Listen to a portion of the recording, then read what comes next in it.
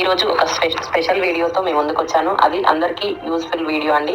ఇక్కడ నేను చూపించేది కాస్ట్ ఐరన్ ప్యాన్. దీని గురించి చాలా మందికి చాలా డౌట్స్ అయితే ఉంటాయిగా. అది ఎలా యూజ్ చేయాలి, ఎలా వాడుకోవాలి, తుప్పు రాకుండా ఎలా ఉంచుకోవాలి అని ఈ వీడియోలను అయితే చూపిస్తాను. ఎక్కువగా మనం నాన్ స్టిక్ దోశల ప్యాన్ అయితే యూజ్ చేస్తుంటాం కదా. అది యూజ్ చేయడం వల్ల దానిపైన కోటింగ్ అంతా పోయి అంతా మన ఫుడ్లోకి చేరుతుంది. అది హెల్త్కి అయితే మంచిది కాదని చెప్తున్నారు కదా. అందుకే ఐరన్ ప్యాన్ తీసుకొచ్చాను నేనైతే. ఐరన్ ప్యాన్ మంచిదే, కానీ దాన్ని మెయింటైన్ చేయడమే కొంచెం కష్టంగా ఉంటుంది. నేను అలాగే కొంచెం సాల్ట్, కొంచెం ఆయిల్ అయితే వేసుకొని ప్యాన్ మొత్తం చేయితో కానీ స్క్రబ్బర్తో కానీ మొత్తం రుద్దుకోవాలి. ఇలా చేయడం వల్ల ప్యాన్ మంచిగా సీజనింగ్ అవుతుంది. గ్యాప్స్లోకి ఈ సాల్ట్, పసుపు అంతా పోయి మంచిగా సీజనింగ్ అయ్యి మనకు దోశలు అయితే మంచిగా వస్తాయి. ఎక్కడ గ్యాప్స్ లేకుండా ప్రతి చోట మనం సాల్ట్, పసుపుతోనైతే రుద్దుకోవాలి. రుద్దుకోవడం వల్ల గ్యాప్స్లోకి అయితే వెళ్ళి మంచిగా సీజనింగ్ అయితే అవుతుంది.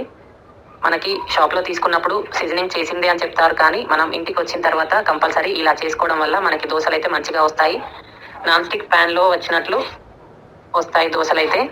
ఫస్ట్ దోశ ఖరాబ్ అవుతుంది అని చాలామంది అంటుంటారు, కానీ ఫస్ట్ దోశ నుంచి బాగా వస్తాయి ఇలా చేసినట్టయితే. అలానే మన ఫ్రంట్ అయితే ఎలా చేసామో బ్యాక్ కూడా సాల్ట్, పసుపు, కొంచెం ఆయిల్ వేసుకొని మంచిగా రుద్దుకోవాలి. ఎక్కడ గ్యాప్స్ లేకుండా ఇలా నీట్గా ప్యాన్ మొత్తం క్లీన్ చేసుకోవాలి. నేనైతే 12 ఇంచెస్ ప్రెస్టేజ్ ఐరన్ తవా అయితే తీసుకున్నాను.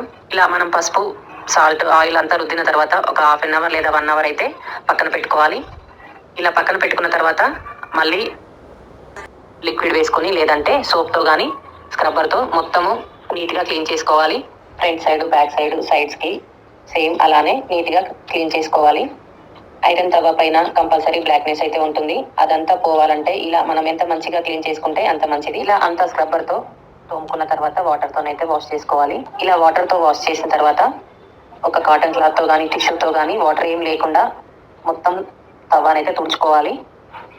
ఇలా ఏమైనా కొంచెం తేమ లాంటిది ఉంటుంది కాబట్టి ఒక 1 మినిట్ పాటు స్టవ్ పైన పెట్టినట్టయితే తేమ ఏం లేకుండా ఉంటుంది.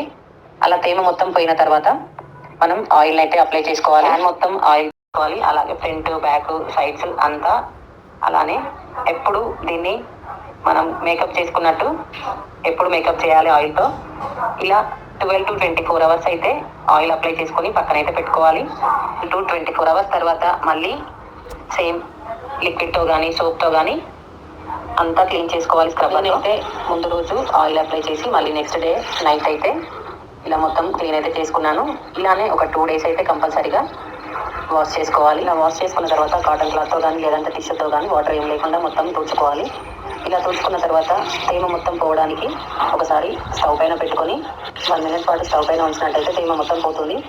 ఆ తేమ మొత్తం పోయిన తర్వాత మనం మళ్ళీ ఆయిల్ అయితే అప్లై చేసుకోవాలి. ఆయిల్ అప్లై చేసుకొని 12 to 24 అవర్స్ అయితే ఒక రోజంతా పక్కన పెట్టుకోవాలి. ఇది సెకండ్ డే.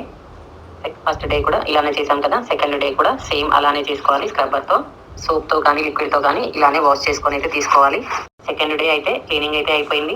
సెకండ్ డే మనం సోప్తో క్లీన్ చేసుకున్న తర్వాత మళ్ళీ ఆయిల్ అప్లై చేసి స్టవ్ పైన అయితే పెట్టుకోవాలి. ఇలా ఆనియన్ ముక్కల్ని వేయడం వల్ల ఈ ఐరన్ ప్యాన్ అయితే మంచిగా సీజనింగ్ అవుతుంది. ఆనియన్స్ని మొత్తము ఫ్రై అవ్వనివ్వాలి ఈ తవా పైననే. ఈ ఆనియన్స్ని మనకైతే మళ్ళీ యూజ్ చేసుకోవడానికి అయితే ఉండదు, పడేయడమే. ఇలా ఆనియన్స్ మొత్తం ఫ్రై అవ్వడం వల్ల ఈ ప్యాన్ అయితే మంచి సీజనింగ్ అవుతుంది. ఇలా మొత్తము ఇప్పుడు గోల్డెన్ బ్రౌన్ కలర్ వచ్చేంత వరకు వేగనివ్వాలి. ఆ తర్వాత తీసి పడేయడమే. ఆనియన్స్ తీసేసిన తర్వాత క్లాత్తో కానీ టిష్యూతో కానీ ప్యాన్ మొత్తం క్లీన్ చేసుకోవాలి. ఇలా ప్యాన్ మొత్తం క్లీన్ చేసుకున్న తర్వాత ఒక ఆనియన్కి ఫోర్క్ స్పూన్ని కుచ్చి ఇలా ఆనియన్తో కొంచెం ఆయిల్ అయితే ప్యాన్ మొత్తం అప్లై చేసుకోవాలి. ఆయిల్ అప్లై చేసిన తర్వాత దోశనైతే వేసి చూపిస్తున్నాను చూడండి. ఇలా మనం ఆయిల్ అప్లై చేసేసరికి ప్యాన్ అయితే చాలా హీట్ అయిపోయింది. ఇలా ఎక్కువగా హీట్ అయినా కానీ మనకి దోశ అంటుకుపోతుంది కదా. అయినా మనకి ప్యాన్ అయితే మంచిగా సీజనింగ్ అయ్యి దోశ అయితే ఫస్ట్ దోశనే చాలా బాగా వచ్చింది. ఇప్పుడు మనం ప్యాన్ హీట్ అయిందనేసి కొంచెం వాటర్ని ఇలా చిలకరించుకొని క్లాత్తో కానీ టిష్యూతో కానీ తుడుచుకొని మళ్ళీ కొంచెం ఆయిల్ అయితే అప్లై చేసుకోవాలి. స్టార్టింగ్లో కొంచెం ఆయిల్ ఎక్కువగానే పడుతుంది. ఇలా స్టార్టింగ్లో మనం ఆనియన్తోనే ఆయిల్ అప్లై చేసుకున్నట్టయితే ప్యాన్ సీజనింగ్ మంచిగా అవుతుంది. మనకి దోశ కూడా బాగా వస్తుంది. ఫస్ట్ దోశ కొంచెం మందంగా వేశాను, అయినా బాగానే వచ్చింది, దానికదే లేచింది. సెకండ్ దోశ కూడా వేసి చూపిస్తున్నాను. సెకండ్ దోశ చాలా పల్చగా వచ్చింది, చాలా పెద్దగా వేశాను నేను. ఎలా వస్తుందో చూద్దాము, ఖరాబ్ అవుతుందా లేదా అనేసి. సెకండ్ దోశ కూడా చాలా బాగా వచ్చింది. ఈ ప్యాన్ పైన ఏంటంటే ఎంత పల్చగా వేసుకున్నా చాలా బాగా వస్తున్నాయి. ఇలా ఐరన్ ప్యాన్స్ లో ఫుడ్ తినడం వల్ల మన బాడీలో కూడా కొంచెం ఐరన్ అయితే వెళ్తుందనేసి చాలా మంది ఐరన్ ప్యాన్సే వాడుతున్నారు. నాన్ స్టిక్వి ఇప్పుడు వాడట్లేదు. ఈ సీజనింగ్ చేసుకోవడం చాలా ఈజీ. కష్టము తుప్పుపడుతుంది అని అనుకుంటారు, కానీ దీనికి ఎప్పుడు మేకప్ చేస్తూ ఉండాలి ఆయిల్తో. దోశలు వేయడం అయిపోయిన తర్వాత క్లీన్ చేసుకొని మళ్ళీ ఆయిల్ పక్కనైతే పెట్టుకోవడం వల్ల తుప్పు రాకుండా ఉంటుంది. Thank you, bye.